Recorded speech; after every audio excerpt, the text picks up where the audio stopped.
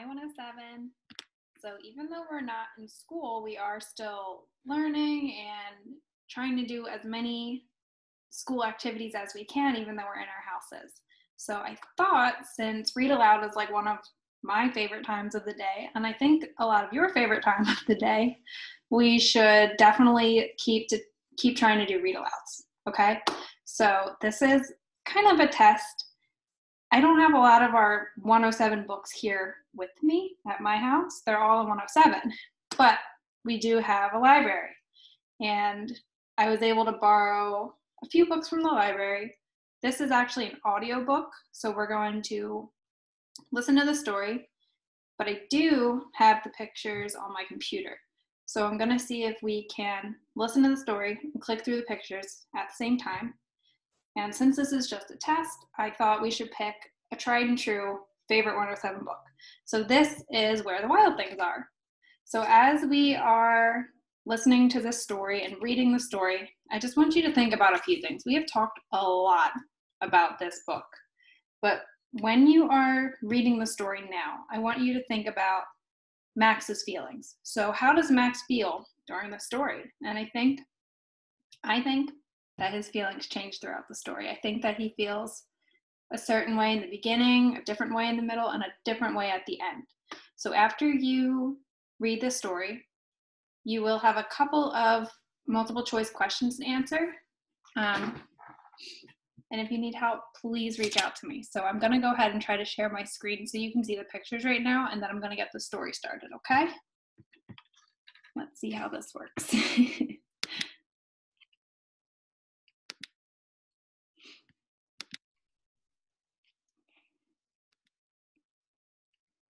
Try to make these a little bit larger.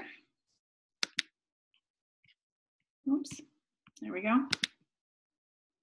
All right.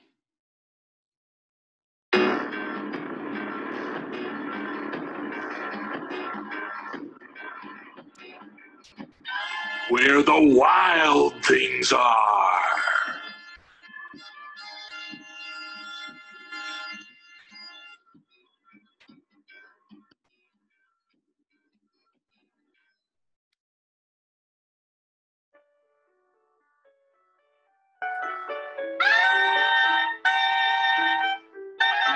The night Max wore his wolf suit and made mischief of one kind and another, his mother called him Wild Thing, and Max said, "I'll eat you up." So he was sent to bed without eating anything.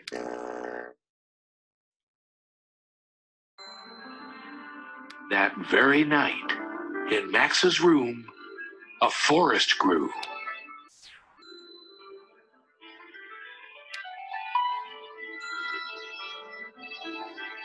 And grew. And grew. Until his ceiling hung with vines. And the walls became the world all around.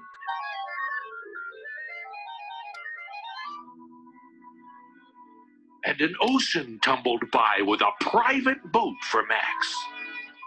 And he sailed off through night and day. And in and out of weeks. And almost over a year. To where the wild things are.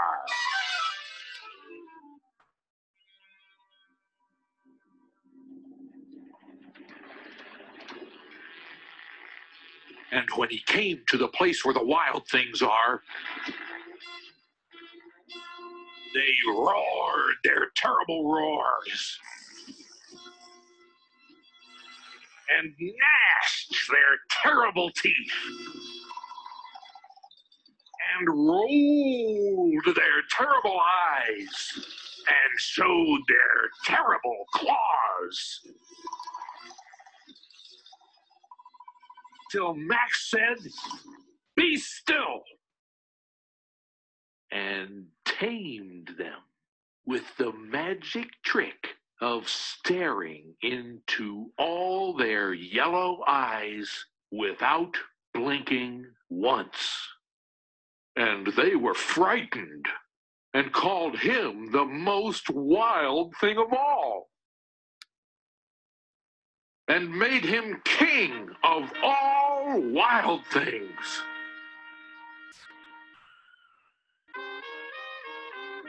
And now, cried Max, let the wild rumpus start.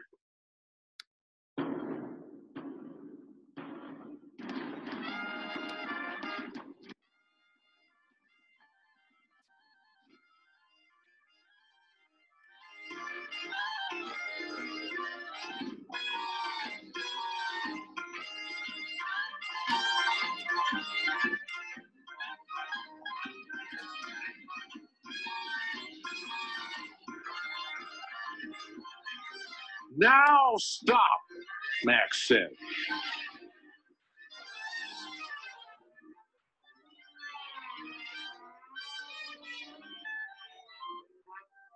And sent the wild things off to bed without their supper.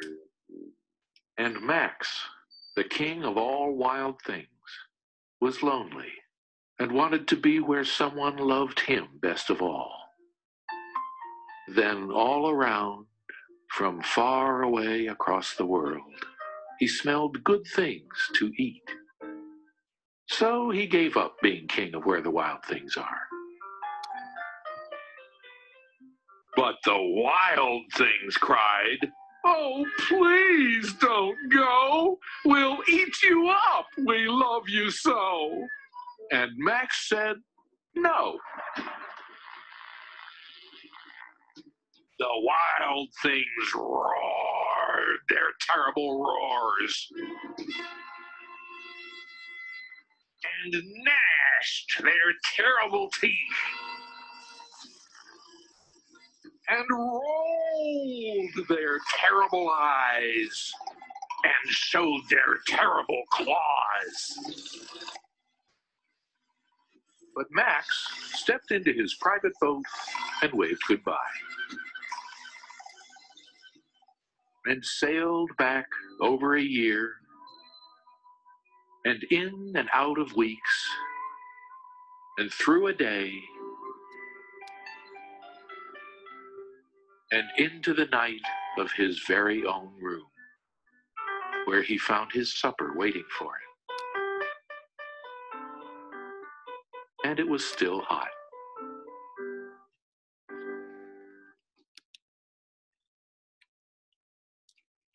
All right, so I hope that worked out as well as I think it did.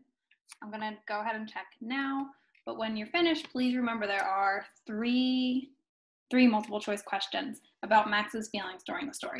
Okay? Talk to you guys soon.